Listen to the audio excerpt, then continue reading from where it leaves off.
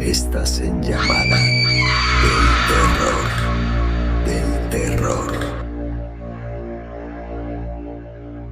El jardín de los duendes. Era pleno verano y la brisa cálida apenas lograba mitigar el sofocante calor que se asentaba en mi vecindario. Mi casa, vieja y rodeada por un jardín que había sobrevivido a décadas de abandono, tenía algo especial. Durante el día, los niños jugaban cerca de las cercas y los vecinos solían elogiar la belleza salvaje de las plantas. Pero en cuanto el sol se escondía y las sombras se alargaban, nadie se atrevía a pasar cerca de mi jardín. Los rumores habían comenzado hacía unas semanas. Vecinos hablaban en voz baja de risitas agudas y susurros ininteligibles que resonaban desde los arbustos durante la madrugada. Otros decían haber visto pequeñas figuras corriendo entre las sombras, demasiado rápidas para ser animales y demasiado grotescas para ser niños. Pero el verdadero terror llegó cuando el perro de los García, un doberman grande y feroz, fue encontrado muerto justo frente a mi portón, con las patas torcidas en ángulos imposibles y los ojos abiertos de par en par, como si hubiera visto algo que lo petrificó. La primera noche. Decidí quedarme despierto una noche, curioso por descubrir qué estaba pasando. Me armé con una linterna y un bate de madera, aunque me reía de mí mismo por lo absurdo de la escena. Pasada la medianoche, el vecindario estaba completamente en silencio. Las lámparas del alumbrado público parpadeaban de vez en cuando, sumiendo la calle en una oscuridad intermitente. Me aposté junto a la ventana de la sala, con vista directa al jardín. A la 1:13 am los escuché. Primero fueron risitas, agudas y estridentes, que parecían provenir de todas partes a la vez. Luego, el sonido de hojas crujientes y ramas quebrándose. Encendí mi linterna y dirigí el haz de luz hacia el jardín, pero no vi nada. O eso creí. Una pequeña figura, apenas del tamaño de un niño de 3 años, se deslizaba entre los arbustos. Su piel era de un color gris verdoso, con un brillo extraño bajo la luz de la luna. Tenía orejas puntiagudas, ojos completamente negros y una sonrisa demasiado ancha para su diminuto rostro. Cuando me di cuenta de que me estaba mirando, sentí un escalofrío recorrerme la espalda. Sin pensarlo, corrí a cerrar todas las ventanas y puertas, pero entonces lo escuché otra vez, su risa, esta vez dentro de la casa. El terror se expande. Los días siguientes, el vecindario entero estaba al borde del pánico. Los niños no salían a jugar, y las pocas personas que cruzaban por mi calle lo hacían apresuradamente, sin mirar hacia mi jardín. Los relatos de encuentros con los duendes se multiplicaban. Una vecina aseguró que uno de ellos había intentado entrar a su casa, golpeando repetidamente la ventana con pequeñas piedras. Otro vecino juraba que los había visto danzar en círculo bajo la luz de la luna alrededor de un árbol seco en el centro de mi jardín.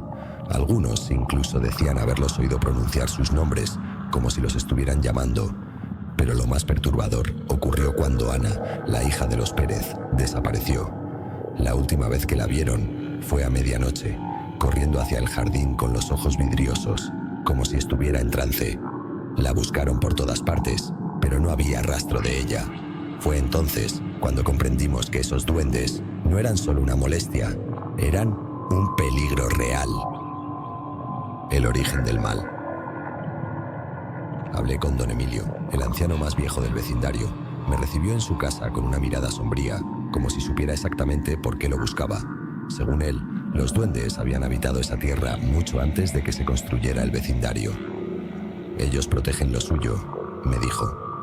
Si perturbas su espacio, harán todo lo necesario para que te vayas, pero si les ofreces algo valioso, podrían dejarte en paz. Don Emilio me sugirió que les dejara una ofrenda: pan fresco, miel y monedas de cobre. Me explicó que debía colocarlas en un platillo de barro en el centro del jardín, justo antes de la medianoche, y retirarme sin mirar atrás. Aunque dudaba de su consejo, estaba desesperado por resolver el problema, así que decidí intentarlo. El ritual. La noche siguiente, preparé todo tal como don Emilio me había indicado. A las 11:45 p.m. salí al jardín con las manos temblorosas. Coloqué el platillo en el árbol seco donde, según los vecinos, los duendes danzaban. A medida que el reloj se acercaba a la medianoche, La temperatura pareció descender de forma abrupta. Una brisa helada hizo crujir las ramas y las risitas volvieron, pero esta vez eran más fuertes, como si estuvieran cerca, demasiado cerca. Cuando el reloj marcó las 12:00, sentí que algo me observaba. Cerré los ojos y me retiré lentamente, tal como don Emilio me había instruido. Pero antes de entrar a la casa, no pude resistir la tentación de mirar atrás. Lo que vi me heló la sangre. Había al menos una docena de ellos rodeando el platillo. Sus ojos negros brillaban como charcos de tinta bajo la luna. Algunos se lamían los dedos cubiertos de miel, mientras que otros golpeaban las monedas contra el suelo, riendo con un sonido que me puso los pelos de punta. Pero lo peor fue cuando uno de ellos alzó la vista y me señaló. Susurró algo que no entendí, pero lo sentí como una amenaza. Cerré la puerta de golpe y no salí hasta que amaneció. El precio. A la mañana siguiente, el platillo estaba vacío y el vecindario parecía haber recobrado la calma. Las risitas cesaron y por primera vez en semanas los niños volvieron a jugar en las calles. Pero algo no estaba bien. Me di cuenta de que, aunque los duendes ya no rondaban el jardín, yo no podía escapar de su presencia. Veía sombras moverse por el rabillo del ojo, escuchaba risas en el silencio y, algunas noches, encontraba pequeñas huellas de barro dentro de mi casa. Y entonces entendí. Los duendes no se habían ido, me habían escogido. Había cruzado una línea al tratar de negociar con ellos y ahora era parte de su juego eterno. Cada noche espero el momento en que vengan por mí, porque sé que lo harán. Solo es cuestión de tiempo. Estás en Llamada